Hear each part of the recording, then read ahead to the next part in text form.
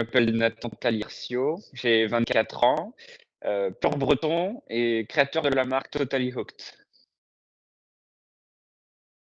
Je suis tombé sur Isuga dans un salon à Quimper. J'ai tout de suite accroché à la formation et en fait, Isuga, c'était mon unique choix. J'avais aucun autre choix de futur, donc c'était juste ça que je voulais faire.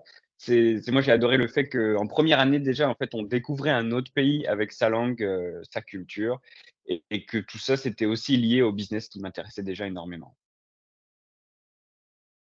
Moi, j'ai toujours été intéressé par la culture japonaise, même avant de trouver Isuga et j'avais déjà dans un coin de ma tête comme but d'apprendre, le japonais, mais je me suis dit que bon, si c'était le japonais tout seul, ça me donnait pas beaucoup de métiers différents et au final, du coup, l'aspect business, en fait, me permettait de trouver aussi un autre métier qui était à mon goût. Ah, beaucoup, beaucoup de très bons souvenirs, ça c'est sûr, je suis souvent très, très nostalgique de cette bonne époque. Moi, clairement, ces études, elles étaient juste faites pour moi, il y a rien d'autre à dire, c'était parfait. Truc que j'ai toujours adoré, c'est que notre classe entière, tout le monde s'entendait bien, on pouvait tous se parler, se voir. Là, j'avais besoin d'un truc, hier, j'ai encore envoyé un message dans notre groupe de classe et tout le monde m'a répondu, quoi, c'est vraiment super. Ouais, ouais, ouais, moi, c'est clairement, je pense, le la plus grande étape, ce qui m'a fait grandir le plus, ça a été le voyage en première année, hein, et en deuxième année, ça apporte, beaucoup personnellement et puis après moi, au niveau des cours en France, c'était principalement tout ce qui est aspect business qui m'a aussi énormément apporté sur de la réflexion et puis, un savoir-faire que j'avais pas forcément, avant de venir à Isuga.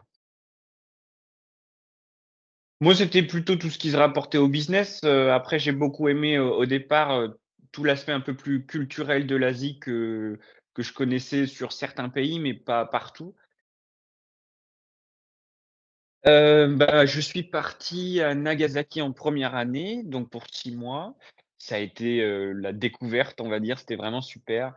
Je me souviens qu'au départ, j'avais un peu du mal avec le japonais forcément, mais qu'on quand même on se débrouillait assez facilement, comme on était tous ensemble, on faisait un gros mix de tout ce que tout le monde savait et puis ça passait bien. C'était vraiment, vraiment bien.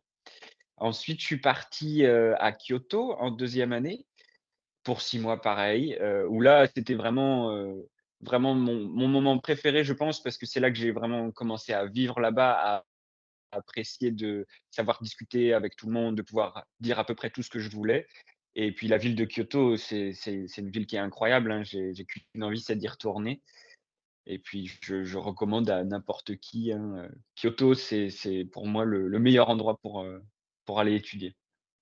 Ensuite, je devais à partir, à Hokkaido, donc dans le nord du Japon, mais bon, forcément, Covid, donc malheureusement, ça s'est fait annuler et puis après j'ai fait un semestre à Soka en ligne parce que pareil, Covid et j'ai fait un an avec l'université de Kyoto encore en ligne, mais du coup, c'était toujours pareil, à chaque fois j'avais mon visa, je devais partir et puis le pays restait fermé donc malheureusement, c'était depuis la maison, mais voilà, c'était mon expérience, avec le Japon.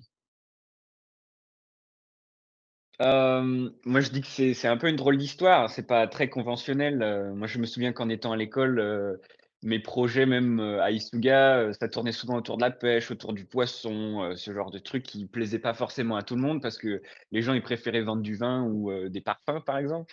Mais moi, je viens de Concarneau, c'est une ville qui est tournée vers la pêche et depuis mes 16 ans, en fait, mes jobs d'été, bah, c'était ça, c'était travailler sur le port, avec le poisson. Donc c'est pas très sexy, c'est pas le job de rêve, mais au final, sans m'en rendre compte, ça m'a apporté une énorme connaissance de tous les différents produits, des différentes méthodes de travail et du marché, en fait, de la pêche en général.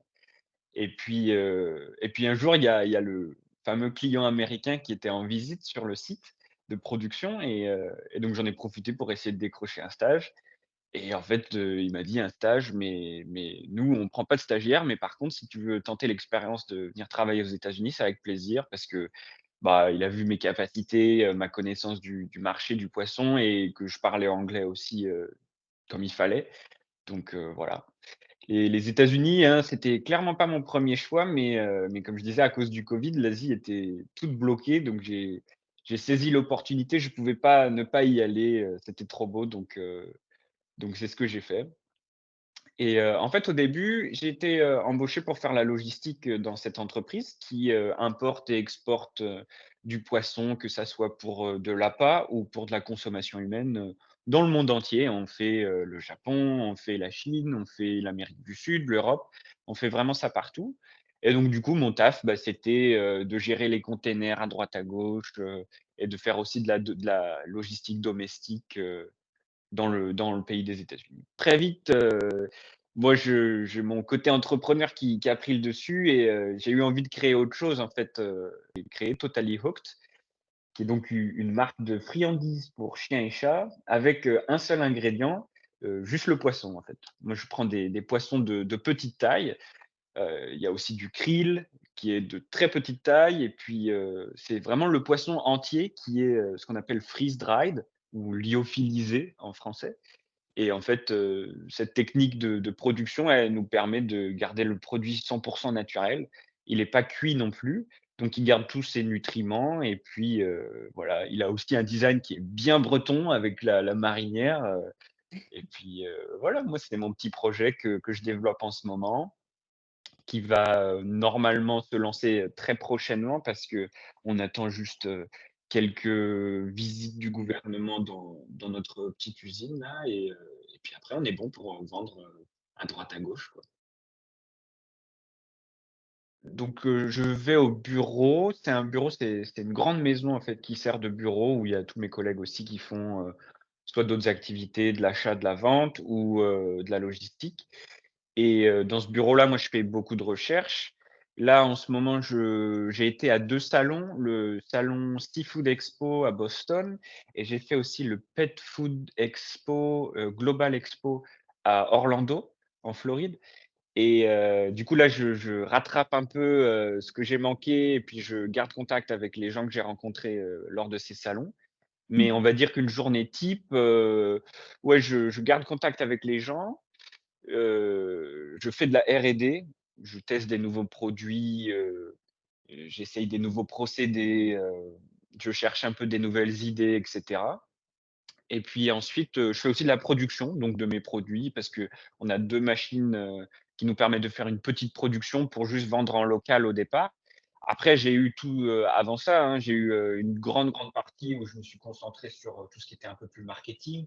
Le design du packaging et cetera, c'est moi qui l'ai fait aussi donc ça a pris du temps parce que, ben, je suis pas du tout, graphic designer, hein, donc j'ai dû apprendre, Photoshop, j'ai dû apprendre, Illustrator et tout ça, enfin, ça s'est pas fait tout seul, donc ça a pris du temps.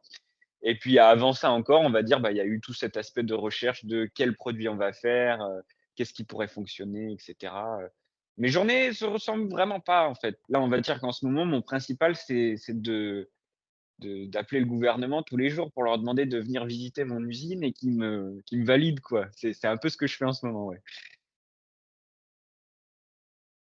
Moi, je pense que ouais, il y a forcément des trucs à faire. Le marché des États-Unis, il est immense et il y a des opportunités vraiment partout.